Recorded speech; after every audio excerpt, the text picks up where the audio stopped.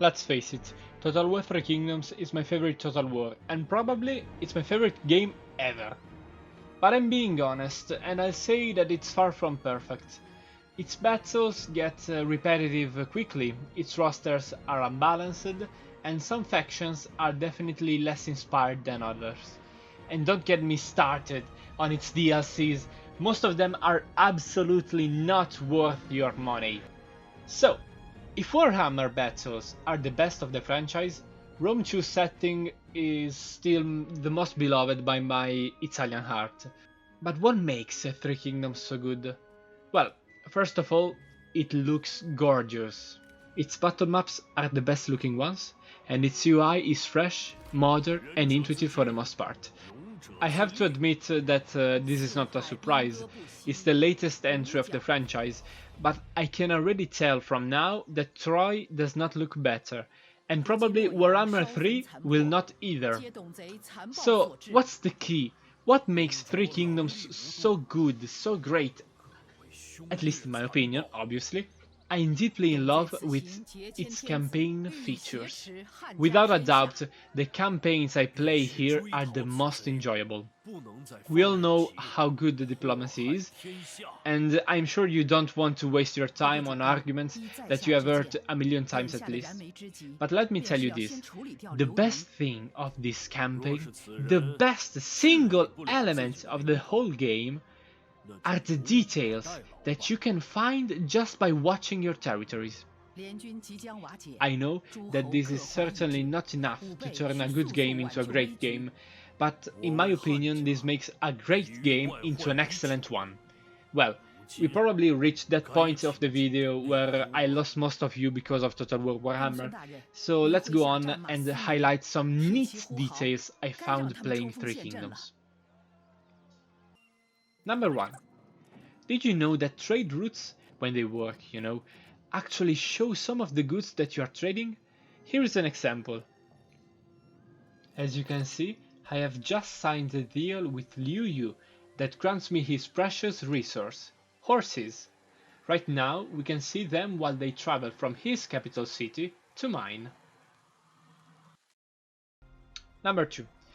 Did you know that by pressing Ctrl and T, you can hide the most intrusive and boring part of 3 Kingdoms interface? Now take a deep breath and enjoy these stunning views from my campaign map.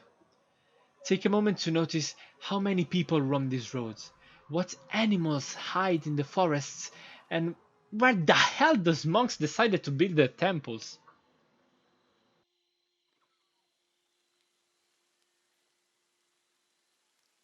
Number 3.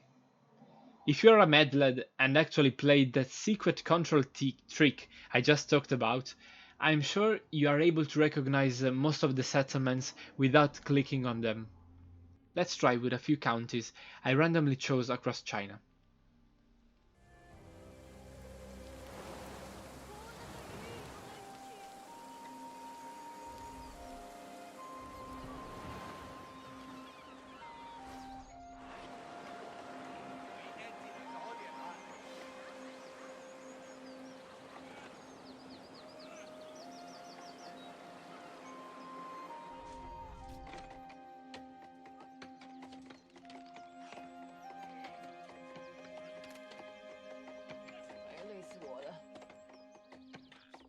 Number 4. But what else does the map tell us? If you pay attention to details and look really closely, you can also guess some of the buildings you will find in a settlement.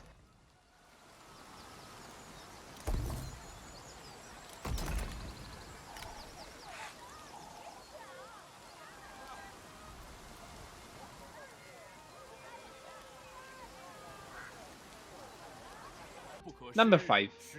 And lastly, watching a city or a minor settlement instantly tells you if there is an army in it. Number 6. But this is a total war, am I right? Where's the war, the sieges? Did you know that in the battle preview, if there is at least one piece of artillery in your army, you can see its projectiles fly on the city before the battle? Number 7. If you're a cool guy and played as Dongjuo at least once, or if you're a pussy and played Lubu, you probably already know this one. Whenever an army razes a settlement to the ground, it leaves behind ruins based on the level of the settlement destroyed. If it was a city, for example, you will find segments of its former defensive walls. We are ending this list with number 8. 8 like the 8 princes! 8 princes like the best DLC of this game! And for this last spot, we have something that every Total War did in a great way, and 3 Kingdoms is no exception. I raise the volume for you. Enjoy the sound of this game, its soundtrack, its noises from the cities full of life, and the sound that comes from the wildlife. Thank you for watching, I hope you enjoyed. Next video in a year, I guess, or two.